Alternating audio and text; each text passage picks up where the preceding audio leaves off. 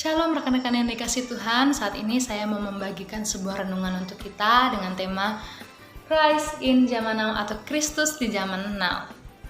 Nah, untuk mengawali renungan hari ini, saya ingin bercerita dulu tentang sebuah kisah seorang anak kecil. Pada suatu hari, seorang anak kecil ini benar-benar sangat memikirkan tentang Tuhan. Dia memikirkan bagaimana rupa Allah itu, Tuhan itu sebenarnya tinggal di mana dan Tuhan itu sekarang ada di mana. Nah, dengan pertanyaan seperti itu akhirnya dia memutuskan untuk mencari Tuhan. Berbekal tas kecilnya yang digendong, dia akhirnya berkeliling di daerah sekitar rumahnya untuk mencari Tuhan. Saat itu sudah tengah hari dan dia merasa lelah dengan perjalanannya hari itu. Akhirnya dia pergi ke sebuah taman untuk beristirahat di sana.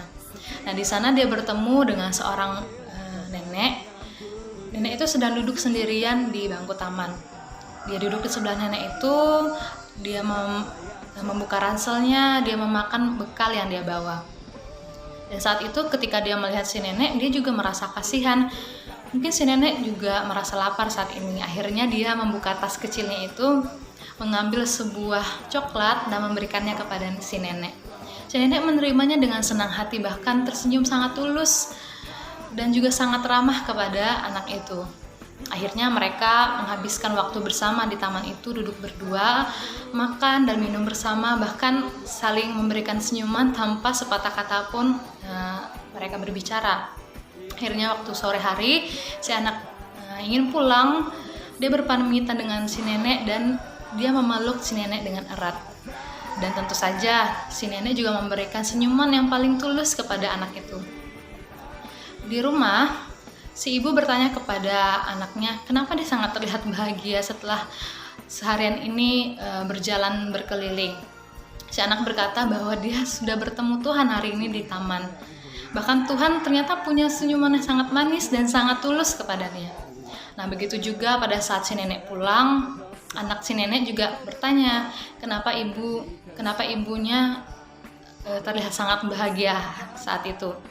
Dan si nenek berkata pada anaknya bahwa dia telah bertemu Tuhan hari ini di taman. Bahkan mereka membagi coklat dan juga dia melihat bahwa Tuhan itu ternyata lebih mudah daripada yang dia bayangkan. Sobat muda, dari kisah itu kita bisa belajar bahwa ketika kita ingin mencari Tuhan, mengenal Tuhan, kita tidak perlu sampai berjalan seharian, bahkan berjalan sejauh itu untuk mencari Tuhan di luar. Tapi kita percaya bahwa Tuhan itu selalu dekat dengan kita, bahkan dimanapun kita berada, di situ pun dia berada. Kalau dulu di zaman perjanjian baru, pastinya murid-murid Yesus dan orang-orang yang ada di zaman itu mengenal pribadi Yesus Kristus itu sebagai pribadi yang punya karakter yang luar biasa, terlebih dalam hal kasihnya kepada orang lain, kepada sesamanya. Dia punya kasih yang besar, bahkan dia mengasihi orang-orang yang berdosa sekalipun. Bahkan Yesus Kristus dikenal sebagai pribadi yang berkuasa. Dia berkuasa dan menunjukkan segala kekuasaannya melalui setiap mujizat-mujizat yang dikerjakan. Bahkan pada zaman itu, murid-murid dan orang-orang yang ada di zaman itu melihat bagaimana Yesus mengerjakan karya keselamatan untuk menebus dosa manusia. Nah, pertanyaannya, bagaimana dengan kita sekarang sebagai anak-anak Tuhan? Di zaman now ini, di zaman sekarang ini, bagaimana kita bisa mengenal pribadinya lebih dalam dan bagaimana orang-orang yang belum mengenal dia bisa mengenal pribadi Yesus Kristus itu melalui pribadinya kita. Mengenal Kristus di zaman sekarang menurut saya tidak lebih mudah dibanding dengan zaman dahulu saat Yesus masih ada di tengah-tengah manusia. Bahkan saat Yesus ada di tengah manusia sekalipun, masih banyak manusia, masih banyak orang yang belum percaya, bahkan mengakui bahwa dia adalah Tuhan. Apalagi sobat muda di zaman now ini, di zaman sekarang ini, Yesus tidak bisa kita lihat secara langsung seperti zaman dahulu. Dan di zaman modern ini pasti banyak tantangan yang kita hadapi sebagai anak-anak Tuhan, sebagai murid-murid Tuhan. Banyak hal yang bisa menggantikan posisinya Tuhan di hati kita dan banyak hal yang bisa kita percayai melebihi kita mempercayai Tuhan. Oleh sebab itu, rekan-rekan yang terkasih, sebagai murid Tuhan, sebagai anak-anak Tuhan, mari kita lebih berusaha lagi untuk mengenal Tuhan setiap harinya. Untuk mengenal Tuhan juga perlu usaha loh, sama seperti kita mau mengenal seseorang, apalagi orang yang kita sukai. Kita pasti akan memberikan usaha-usaha yang lebih. Seperti kita akan mencari tahu nomor teleponnya berapa, kemudian kita cari tahu dia tinggalnya di mana, orang tuanya siapa, dan pasti kita akan memberikan waktu untuk bisa berkomunikasi lebih banyak, dan juga memberikan waktu untuk bisa bertemu supaya kita bisa saling mengenal lebih baik. Nah, ketika kita sudah mengenal sangat baik, kita bahkan bisa tahu dengan pasti setiap kode-kode yang diberikan oleh orang itu, yang bahkan mungkin dia tidak bicara, tapi dengan kode kita sudah paham dia maunya apa. Nah, sama seperti kita mengenal Tuhan, kita juga perlu usaha. Nah, usaha yang kita lakukan adalah dengan kita memberikan waktunya, kita memberikan waktu untuk mendengarkan dia berbicara, berfirman, memberikan waktu untuk kita berkomunikasi dengan dia, yaitu melalui doa kita, memberikan waktu kita untuk menyembah dia. Nah, itu adalah bentuk usaha-usaha yang kita lakukan. Dan membangun relasi itu bukan hanya sekedar sehari, 2 hari, seminggu, sebulan, tapi adalah setiap hari. Membangun relasi itu setiap hari, sehingga dengan kita membangun relasi setiap hari, kita akan mengenal dia dengan baik. Nah, ketika kita kenal dia dengan baik, kita pasti akan tahu bagaimana karakternya, kemudian apa yang dia inginkan, apa yang dia tidak ingin kita lakukan, kita akan paham tentang itu. Oleh sebab itu, sahabat muda, kita perlu membangun relasi dengan Tuhan setiap hari, agar ketika kita sudah kenal apa yang menjadi karakternya, apa yang menjadi kesukaannya, itu bisa kita lakukan, dan itu bisa menjadi teladan bagi kehidupan kita.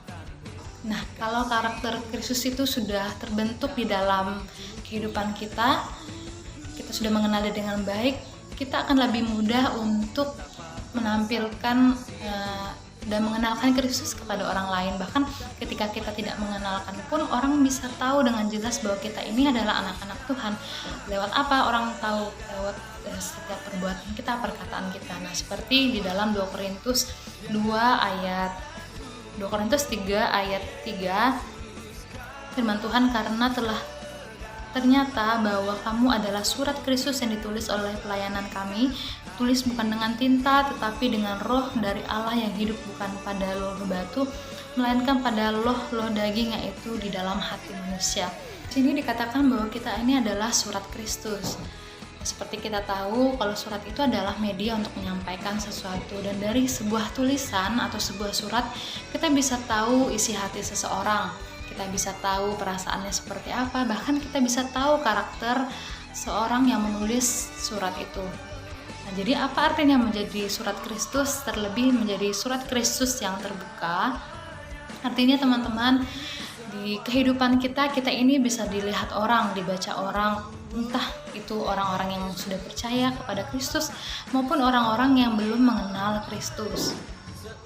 Dan artinya juga sebagai surat Kristus, kita berarti menyampaikan perasaan Kristus, menyampaikan pikiran Kristus, bahkan orang bisa tahu karakter Kristus lewat pribadinya kita sebagai suratnya dia.